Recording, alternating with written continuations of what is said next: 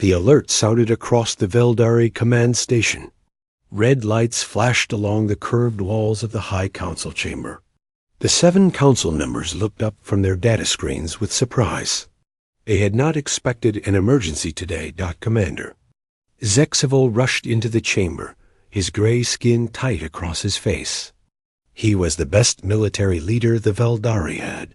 In 20 years, he had helped the Veldari take over many worlds. He knew how to make other species bow to them. High Council, we have detected an unknown ship, he said. It entered our space 10 minutes ago. The oldest council member, Trevnor, waved a thin hand. What species? Humans, Zexivol said. From the planet they call Earth. A nervous whisper moved through the room. The Veldari had watched humans for many years. They had seen their wars. They had listened to their broadcasts, full of fighting and weapons. Humans always seemed angry and ready to attack. Show us, Trevnor ordered. A large screen lit up in the center of the room. On it was a ship, smooth and white against the black of space. It was smaller than Veldari ships, but still big enough to carry weapons. The name USS Horizon was printed on its side in human letters. Science Officer Miralyn stepped forward. She was younger than the others, with spots along her neck that showed her rank. The ship uses simple engines. Nothing special, she said, but our scans show some strange energy readings. They might have weapons we don't know about. War Minister. Craxver slammed his fist on the table. Of course they have weapons. Humans always have weapons. They'll demand part of our space or our resources. That's what they do. Commander Zexivol nodded. We should use our normal plan. Show them how strong we are, then offer small things too. Make peace. It has worked 17 times before. Send them our warning, Trevnor ordered. Make sure they understand who rules this part of space. On the human ship USS Horizon, Lieutenant Frank Murphy sat at his control panel. He was a communications expert. For 3 years, he had trained for this mission. Now he watched the alien station that filled the main screen in front of him. Captain, they're scanning us, he said. Captain Susan Grant stood behind him. She was not tall, but everyone on the ship respected her. Her short brown hair was neat, and her blue uniform had no wrinkles. She had been chosen to lead this mission because she never showed fear. Any messages from them? She asked. Yes, Captain, Murphy said. They're sending some kind of warning. The computer is still working on what it means, but I think they're telling us this is their space. Captain Grant nodded slowly. Send our first contact package on all channels. Follow the plan exactly. The first contact package was a set of messages and images. It showed Earth, humans, and basic math to help aliens understand human language. It had been created by the best scientists on Earth. Every human colony in space used it when meeting new species. Package sent, Captain, Murphy said. No reply yet. Now we wait, Captain Grant said. Everyone remember Protocol Omega. The bridge crew nodded. Protocol Omega was their main rule for this mission. Stay calm, say little, and watch everything got in. The days that followed, the Veldari became confused. The human ship just sat there. It sent the same basic messages over and over. It did not move closer. It did not send threats. It did not ask for anything. Why don't they make demands? War Minister Craxver asked on the 3rd day. Every species makes demands. Maybe they're waiting for more ships, another council member suggested. No, Commander Zexivol said. Our long-range scans show no other human ships coming this way. They're planning something else. Science Officer Miralyn studied her screens. The humans on the ship are very calm. Their heart rates are normal. They move with purpose. It's like they're following a careful plan. What kind of plan? Trevmor asked.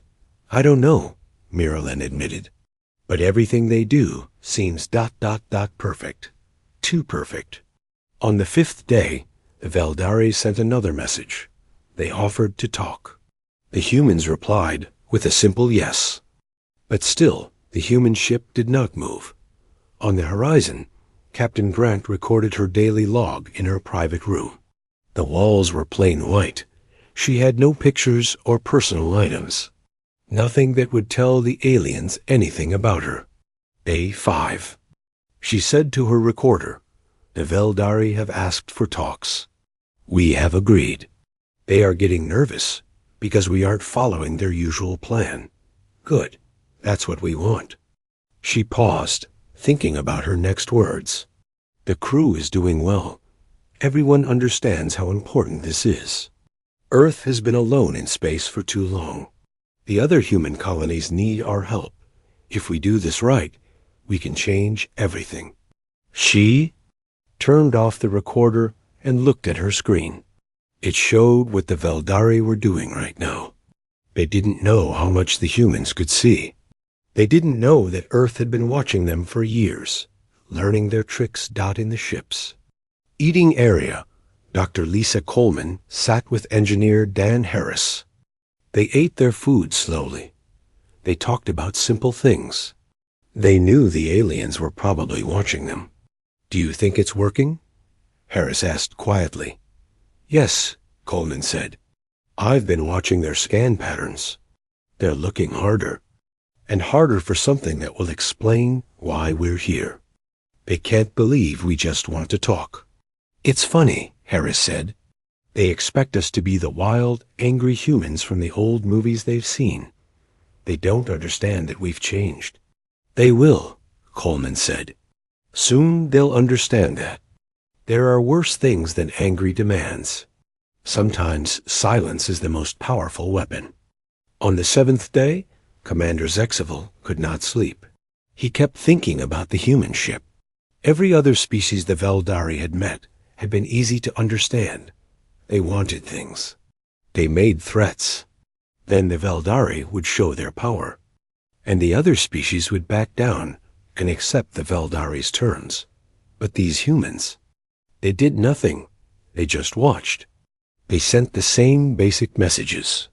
They waited. It made him afraid, though he would never say that to the High Council. What did the humans know that the Veldari didn't? What were they planning? And why was their silence more frightening than any threat could be?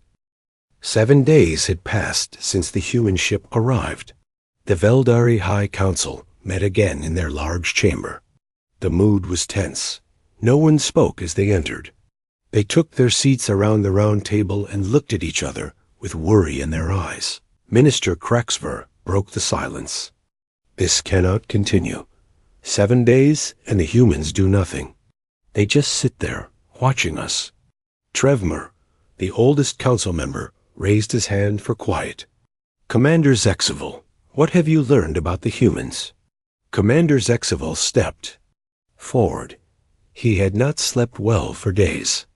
"The human ship is called USS Horizon. It has a crew of 300. They follow a strict routine. They eat at the same times. They work the same shifts. Everything they do is ... perfect." "Too perfect," said Science Officer Miralyn. She touched her data screen, and images of the human ship appeared on the wall. "Look at their movement patterns. See how they walk, how they work. It's like they practiced this many times." "What are they hiding?" asked a council member. "I don't know," Zexeval admitted. "But I believe this silence is a strategy. They want us to make the first move." War Minister Kraxver stood up. "Then let's make it. I say we send a boarding party. See what they're planning." Trevmer thought for a moment. "Yes, it's time to act." Commander Zexeval, prepare a team. Board the human ship. Find out what they're hiding. On the USS Horizon, life continued in its careful pattern. In the ship's control room, Lieutenant Frank Murphy kept watch over the communication system.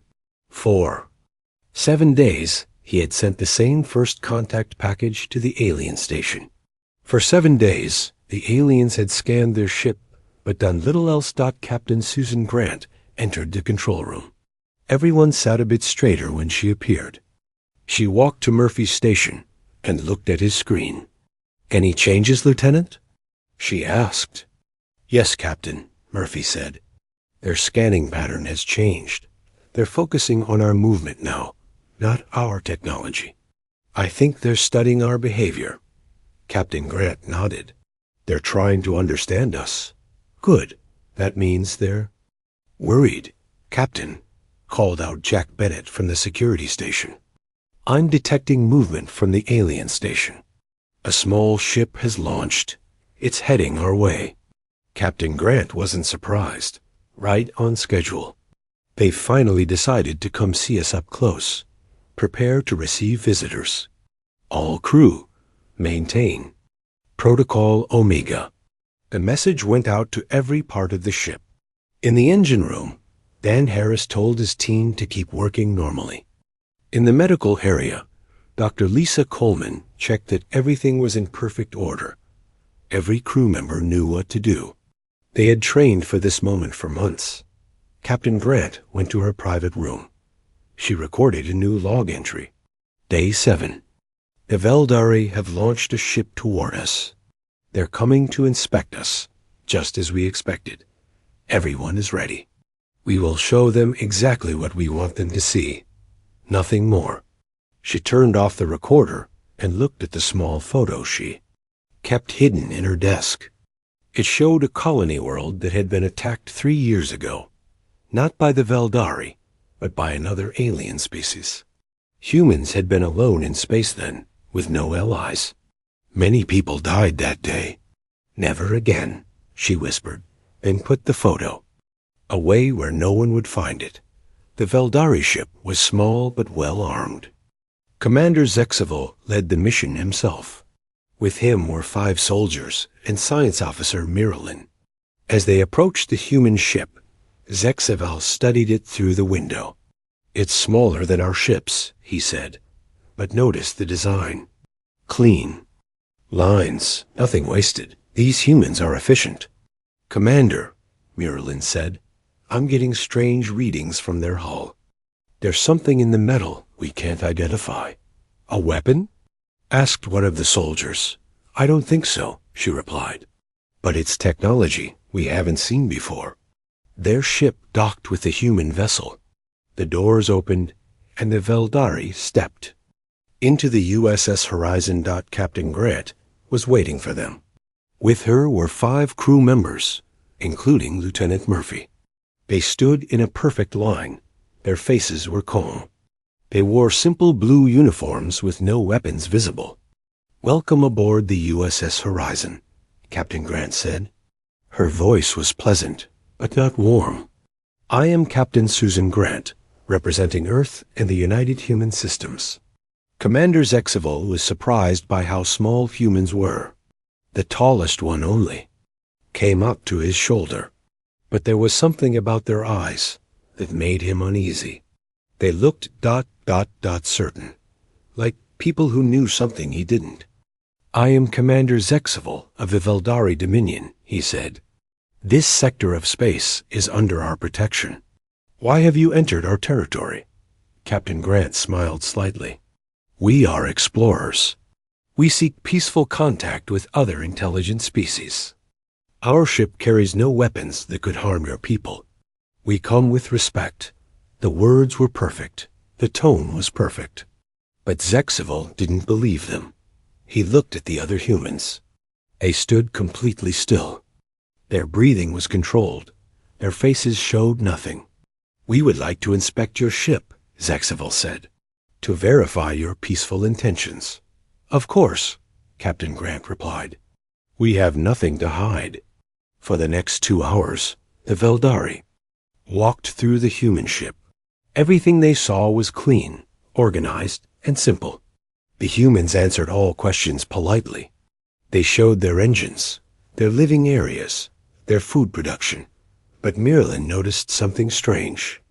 "Commander," she whispered as they walked, "have you seen any personal items? Photos? Decorations?" Anything that tells us about these humans as individuals? Zexavel realized she was right. The ship was too perfect, too empty of personality. It was like the humans had removed anything that might reveal who they really were. "What are you hiding, Captain Grant?" he asked directly as their tour ended. The human captain looked at him with those steady eyes. "Commander Zexavel, we hide nothing. We have shown you our ship. We have answered your questions. We seek only peaceful relations with the Veldari." Back on their own ship, Zexavel felt more uneasy than before. "What did you learn?" asked Marilyn. "That the humans are very good at showing us exactly what they want us to see," he replied. "And nothing else. But why?" she asked. "Why come here if not to make demands? Why be so controlled?" Zexal looked out at the human ship. "I don't know. But I feel like we're being tested. And I don't know what happens if we fail." On the USS Horizon, Captain Grant called her officers together after the Veldari left. "They're confused," she said. "Good. Phase 1 is complete. Prepare for Phase 2. "Do you think they suspect anything?" asked Lieutenant Murphy. "They know we're hiding something," Captain Grant said, "but they can't imagine what it is. They expect threats and demands. They can't understand why we don't make any. That fear, that confusion, is our most powerful weapon." She looked at each officer in turn. "Remember why we're here. Remember what's at stake. In 3 more days, we move to Phase 2. The officers nodded. They knew the plan. They knew what Earth needed from this mission.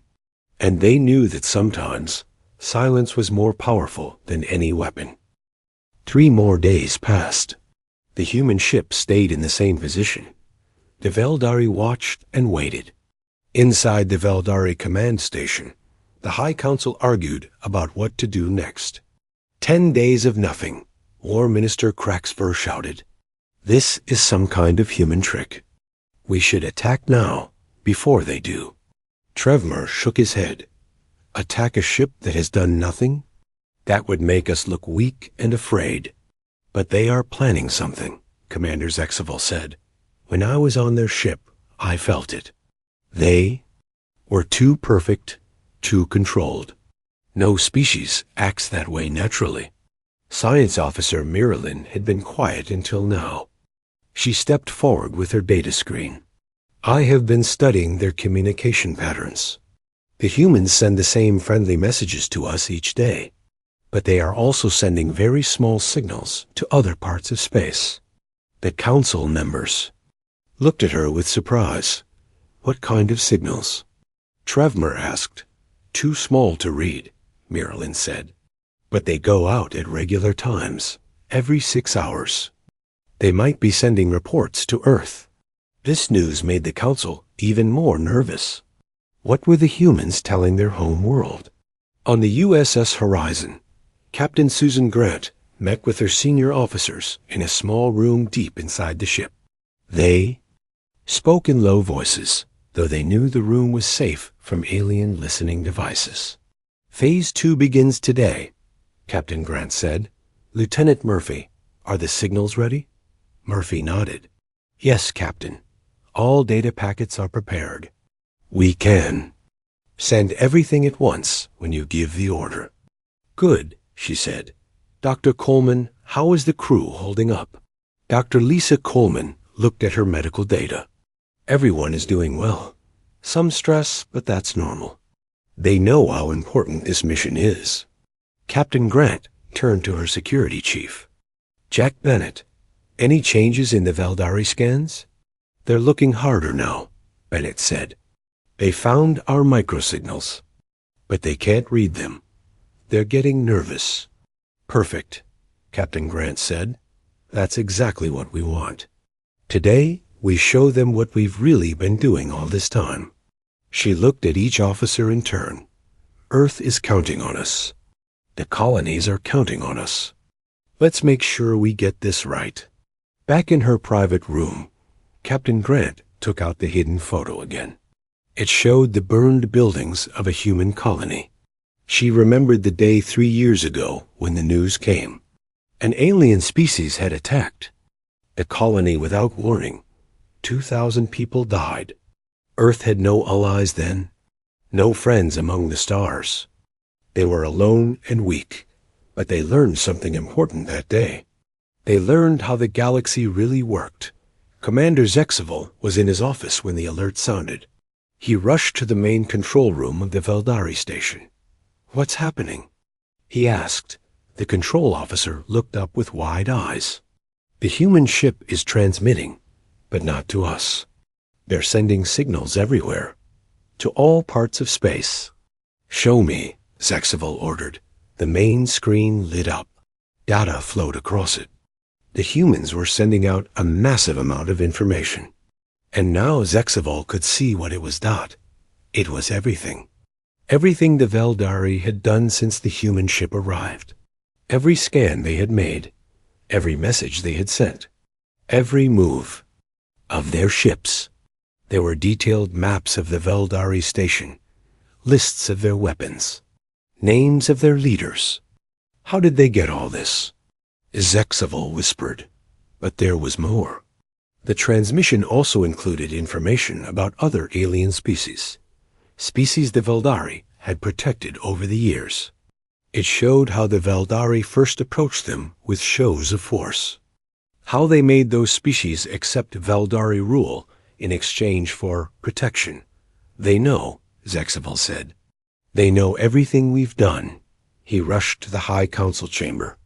The council members were already there, watching the human transmission. On their screens, their faces showed shock and fear. How could they know about the other species? War Minister Craxfer asked.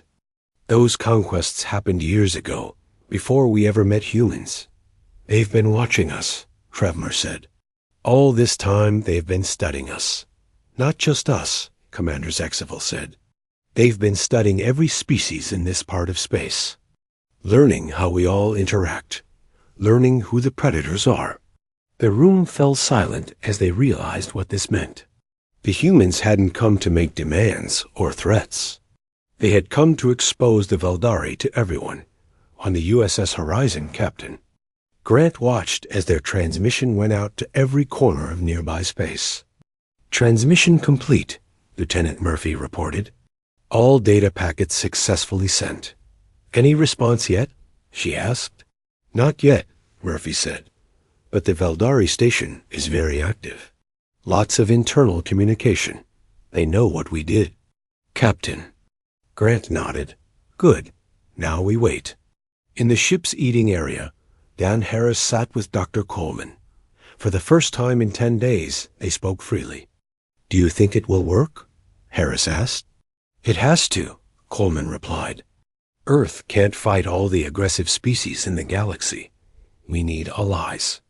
And the best way to get allies is to show them who their real enemies are. The Veldari aren't going to be happy about being exposed," Harris said. "No," Coleman agreed. "But what can they do? Attack us now? That would only prove we were right about them."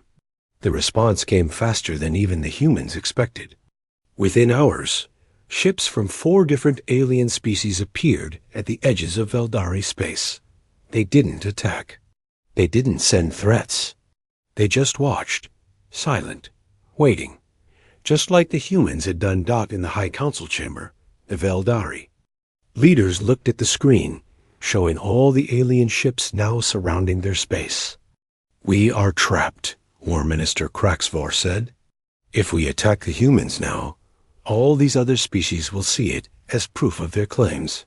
"What do the humans want?" Trevmer asked. "Why expose us like this?" "I think we're about to find out," Commander Zexeval said. He pointed to a new message from the human ship.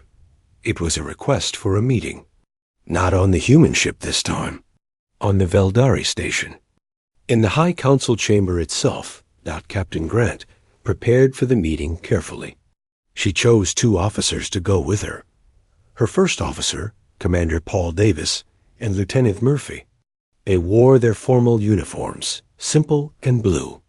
Remember, she told them before they left, we're not here for revenge. We're not here to take over. We have a bigger goal. The Veldari sent a ship to bring them to the station. As they traveled, Murphy looked nervous. Captain, he said, we're putting ourselves in their hands. What if they decide to keep us as prisoners? Captain Grant shook her head. They won't, because now they know we're not alone. Just like they made sure all those other species weren't. Alone. That's the point of all this, Lieutenant. No one should be alone in the galaxy. When they arrived at the Veldari station, Captain Grant walked with her head high. She wasn't afraid. She had planned for this moment for a long time. And now it was time to show the Veldari what humans really wanted, what Earth really needed, and why silence had been their most powerful weapon. The Veldari High Council chamber was huge. The ceiling was high and curved. The walls were made of a dark blue metal that seemed to glow from within. 7 large chairs sat on a raised platform for the council members. In the center of the room was a small area where visitors would stand. It was designed to make visitors feel small and weak. But Captain Susan Grant showed no sign of feeling either as she walked into the chamber with Commander Paul Davis and Lieutenant Frank Murphy. The 7 members of the High Council looked down at them. Trevmer, the oldest, spoke first. Captain Grant, you asked for this meeting. After sending messages to every corner of space about us, after bringing other species to our borders, what do you want? Captain Grant stood straight and calm. Thank you for meeting with us, High Council. I want to explain why we came to your space, why we watched you for 10 days, and why we sent out that information. War Minister Craxver leaned forward. Yes, explain why you spied on us, why you told lies about us. We didn't lie, Captain Grant said. Her voice was firm, but not angry. We only showed what we saw, what we learned. You have been taking control of other species for many years. You make them think they need your protection. But really, they just become part of your empire. Commander Zexival stood up from his council seat. We bring order to space. We protect smaller species from greater threats. No, Captain Grant said. You use fear to control them. You make them think they are weak, that they need you. But what they really need is to work together. As equals. She pressed a button on the small device she carried. A hologram appeared in the center of the room. It showed a planet with burn marks on its surface. This is the human colony world of New Hope. 3 years ago, it was attacked by a species called the Draken. 2,000 people died. The hologram changed to show scary-looking aliens with rough, gray skin and many sharp teeth. The Draken attack any new species they find, Captain Grant continued. They believe only the strong should survive. They tried to make humans prove their strength. We know the Draken, Trevner said. They stay far from our space. Yes, because they know you are strong, Captain Grant said. But they attack those they think are weak. Like humans were 3 years ago. The hologram changed again. Now it showed many small ships fighting against a few large Draken ships. We fought back, Captain Grant said. We survived. But we learned something important that day. We learned that in this galaxy, the strong often attack the weak, just like the Draken, and just like the Veldari. The High Council members looked angry at being compared to the Draken, but they did not interrupt. After the attack, we decided to learn about all the species near our space, Captain Grant continued. We sent small ships. Ships too small for you to notice. We watched. We listened. For 2 years. You spied on us, War Minister Craxver said. Yes, Captain Grant admitted. Because we needed to understand how the galaxy works. We saw how you approached new species, how you scared them with your power, then offered them protection if they followed your rules. Science Officer Marilyn stepped forward. If you know so much about us, then you know we have never destroyed a species. We have never attacked a world like the Draken attacked yours. That's true, Captain Grant said. You don't destroy. You control, and that might be better than the Draken. But it's not the best way for species to live together. She pressed another button on her device. The hologram changed to show a document. It had writing in many different languages. This is what we really came here to show you, Captain Grant said. It's called the Galactic Cooperation Agreement. It sets rules for how different species should treat each other. It says all intelligent species have the right to control their own worlds. It creates a council where all members have equal voice. The Veldari council members looked at each other. They seemed confused. You want us to sign this agreement? Trevor asked. Yes, Captain Grant said. And we want all species in this part of space to sign it, to work together, as equals. War. Minister Kraxvor laughed. It was not a friendly sound. Why would we agree to this? We are strong. We control many worlds. Why would we give up our power? Captain Grant looked at him calmly. Because now everyone knows how you got that power. The 4 species whose ships are watching your space right now, they used to think they were alone, that they had no choice but to accept your control. Now they know the truth, and they're waiting to see what happens next. Commander Zexival stepped down from the platform and walked closer to Captain Grant. He was much taller than her, but she did not step back. You are clever human, he said. You did not come with weapons or threats. You came with information. And that has proven more dangerous than any weapon. Information is power, Captain Grant said. You've known that for years. That's why you kept each species separate, so they wouldn't know about each other, so they wouldn't work together. And now? Zexival asked. Now you have a choice, Captain Grant said. You can sign the agreement. Join as equals with other species. Or you can refuse and face all those species together. For a long moment, no one spoke. The High Council members looked at each other. They seemed to be having a silent conversation. Finally, Trevor stood. We need time to discuss this. To read this agreement fully. Of course, Captain Grant said. We'll return to our ship and wait for your answer. As they left the chamber, Lieutenant Murphy whispered to Captain Grant, Do you think they'll sign it? They will, she said, because we've given them no other choice. Back on the USS Horizon, the crew waited for news. More alien ships had arrived. Now there were 7 different species watching the Veldari station. In her private room, Captain Grant recorded a new log entry. Day 12. We have presented the Galactic Cooperation Agreement to the Veldari High Council. They are discussing it now. The other species continue to arrive. They see what we're trying to do. They understand that together we can create a new way for species to interact, not based on fear or power, but on respect and cooperation. She paused, thinking about what to say next. Earth took a big risk sending us here. Some people thought we should build more weapons instead, fight fire with fire. But that's the old way, the way that leads to more new hopes, more destroyed colonies. We need a new way. Captain Grant looked at the stars outside her window, and sometimes the path to that new way isn't through force or threats. Sometimes it's through watching, waiting, showing others that you see them for what they really are. On the Veldari station, the High Council argued for hours.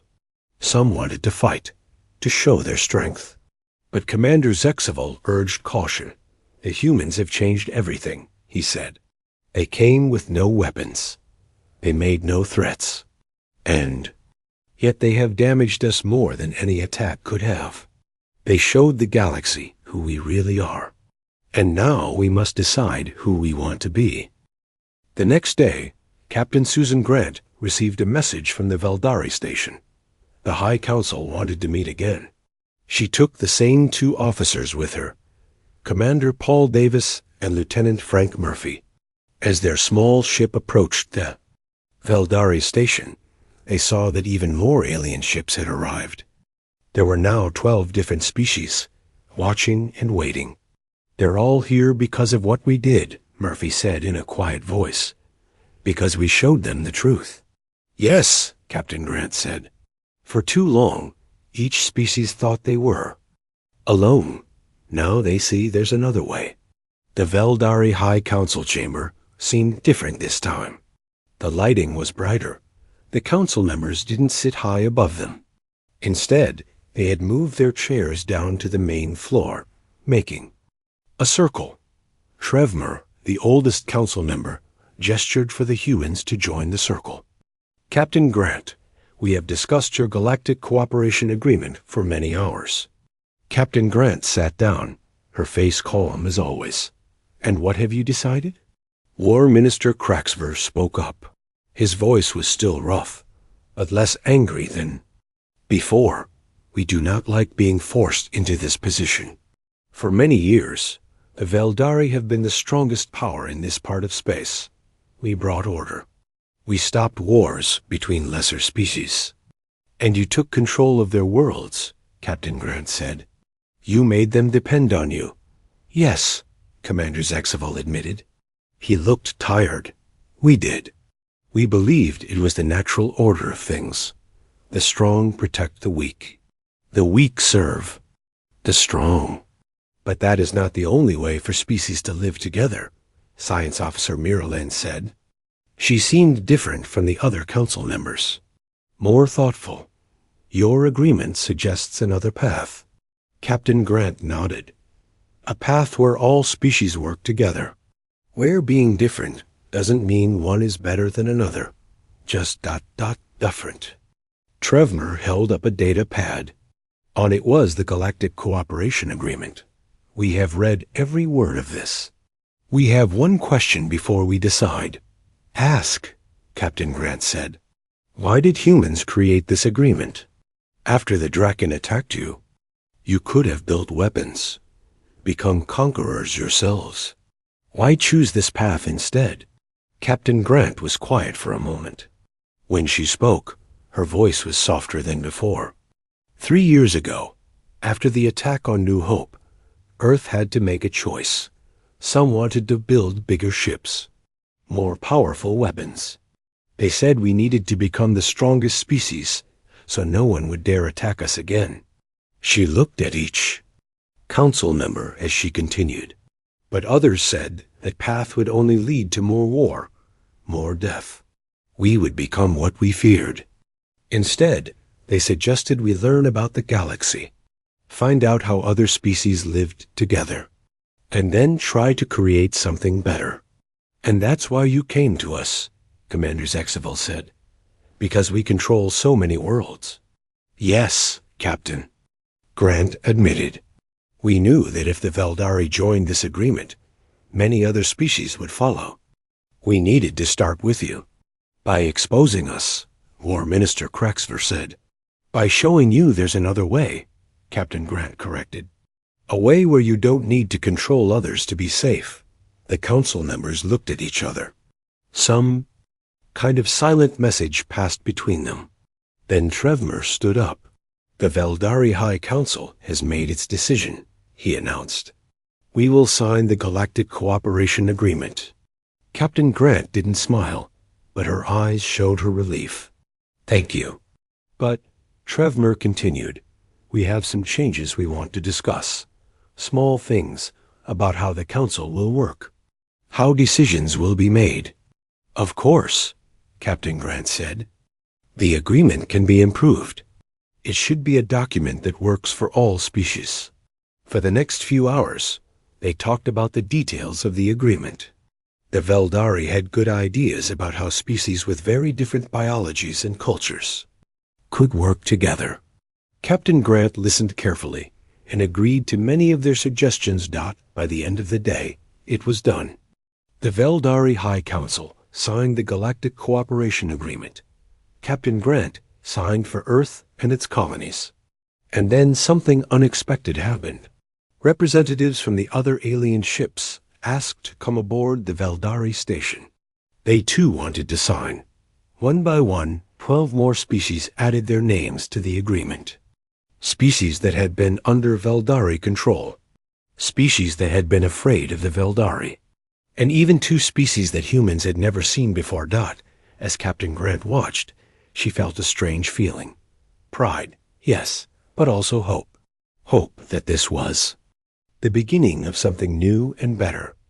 Later, back on the USS Horizon, she met with her officers in the ship's meeting room. For the first time in 2 weeks, everyone was relaxed. Some were even smiling. "You did it, Captain," Lieutenant Murphy said. "You got the Veldari to sign." "We all did it," she corrected him. "Every member of this crew played their part perfectly. Earth will be proud of what we accomplished here." "What happens next?" asked Dr. Lisa Coleman. "The agreement calls for a council with representatives from all signing species," Captain Grant explained. "They'll meet 4 times each year to discuss issues that affect everyone. The first meeting will be on Earth in 3 months. Do you think it will last?" Engineer Dan Harris asked. "This peace?" Captain Grant thought about it. "Peace is never easy. It takes work. But I believe this is a good start. For the first time, species in this part of space will be talking to each other as equals, not as rulers and subjects." "And the Veldari?" Commander Davis asked. "Do you trust them to follow the agreement?" "They don't have much choice, Captain," Grant said, "now that everyone knows the truth about them. But also, I think some of them are ready for change. Especially Commander Zexival and Science Officer Miralyn. They saw that the old way wasn't working anymore." The meeting ended, and Captain Grant went to her private room to make her final log entry for this mission. Day 15. Mission complete. The Galactic Cooperation Agreement has been signed by 14 species, including the Veldari. It's more than we hoped for when we left Earth. Tomorrow, we begin our journey home. She paused, thinking about everything that had happened.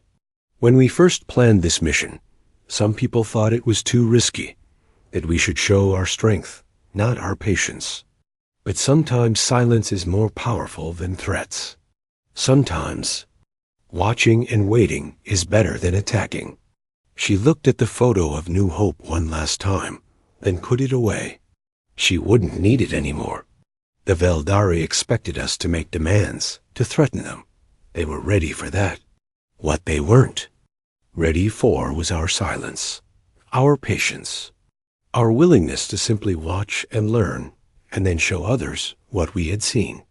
She turned off the recorder and looked out at the stars. Tomorrow they would head home, and they would bring with them the beginning of a new way for species to live together in the galaxy. Not through force, not through fear, but through cooperation, understanding, and respect.